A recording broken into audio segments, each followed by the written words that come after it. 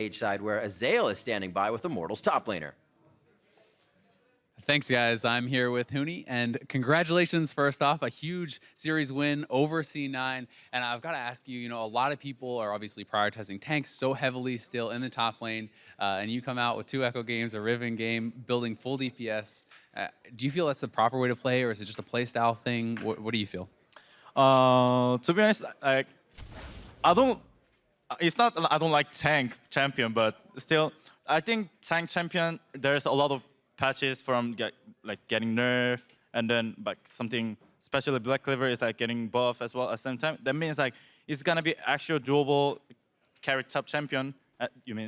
Which means DPS champions against tank champion is gonna be doable.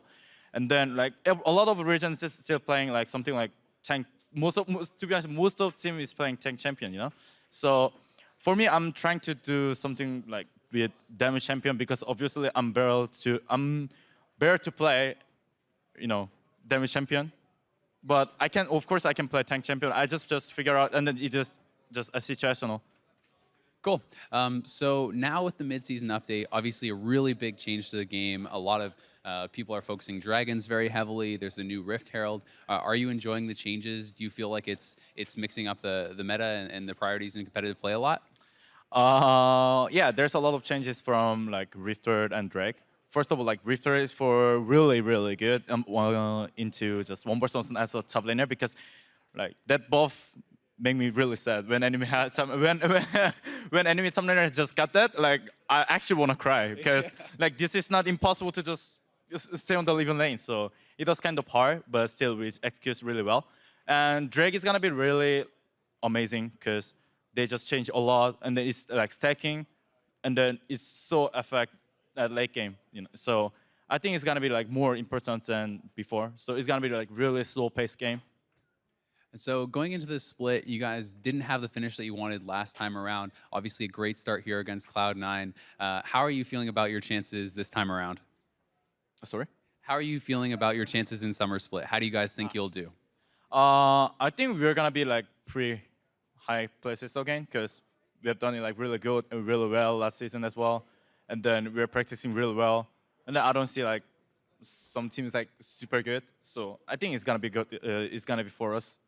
Great. Well, thank you very much, Huni. And now we are going to head back over to Dash and the guys at the analyst desk to give us more.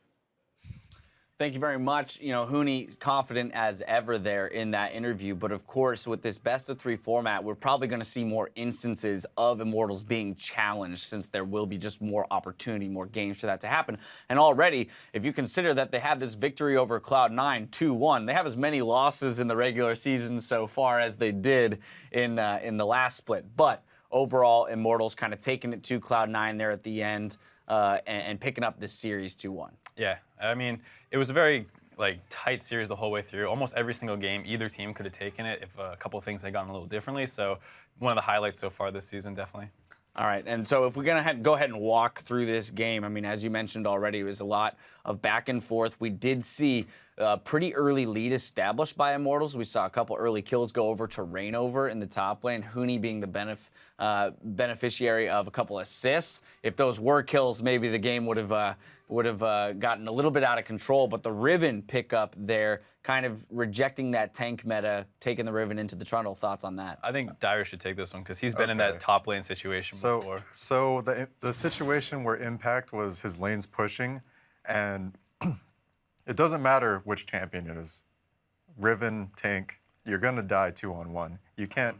You either push it in with your jungler, or you have to go run somewhere else. Your Trundle at level 3 or 4, you're not going to go in jungle for your jungler. You're not going to roam mid. You're not going to walk all the way bottom. You have to push that in. And like Mark was saying, it's one of those solo queue things where it'll feel bad for Meteos to go up there and just like push it in, but it was absolutely necessary for that to happen. That was a very crucial part of the game that gave him up 2K gold, and that's why Reignover was so ahead. But if that gold went on Riven or Huni, you already know. Right, exactly. But we also did see a very kind of interesting division of resources in this game, right? Whereas Huni was getting that deep frozen wave in the top lane, we saw the exact same thing happen on the bot side for Sneaky of Cloud9. So kind of in both situations, those laners doubling the CS of their opponent. Wild Turtle definitely kind of having, relegated to roaming around the map on Ashe for a little bit at 50 CS with not much to do in the early portions of the game.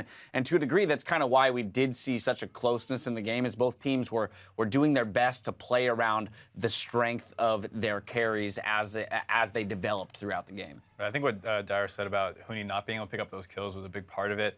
Wild Turtle had a really nice roam up to the top lane right as C9 was trying to finally push that wave in. He was there to Ashe Arrow the Lissandra to make sure that the dive that they have doesn't work. So if that was the kind of situation where Immortals was slightly worse of a team, they might not have even been able to capitalize on that. All right, for sure. That roaming pressure did make Turtle lose a lot of CS, but the kills in comparison was nice.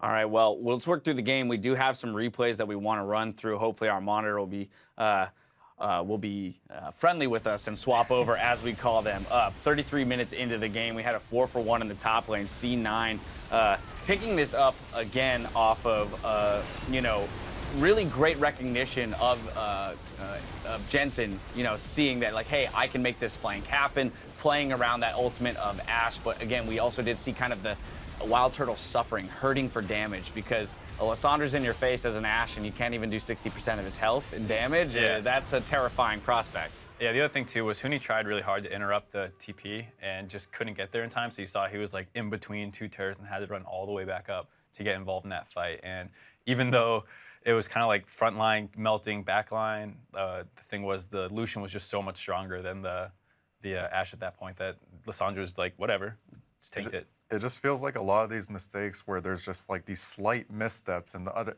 enemy team's just taking advantage of it because they have either a flanking champion such as Lissandra get up in your face, and it just feels like both AD carries besides Lucian and like utility AD carries like Ezreal, Ashe, Sivir, they don't really get to do much alone. They kind of just help the rest of the team. So if you leave them alone, they're not going to be able to help you out. Yeah, if we push ourselves a little bit further into the game, when we had noticed that Immortals had the dragon control this time around with that double mountain dragon, a lot of damage, a lot of threat when the Elder Dragon finally spawned.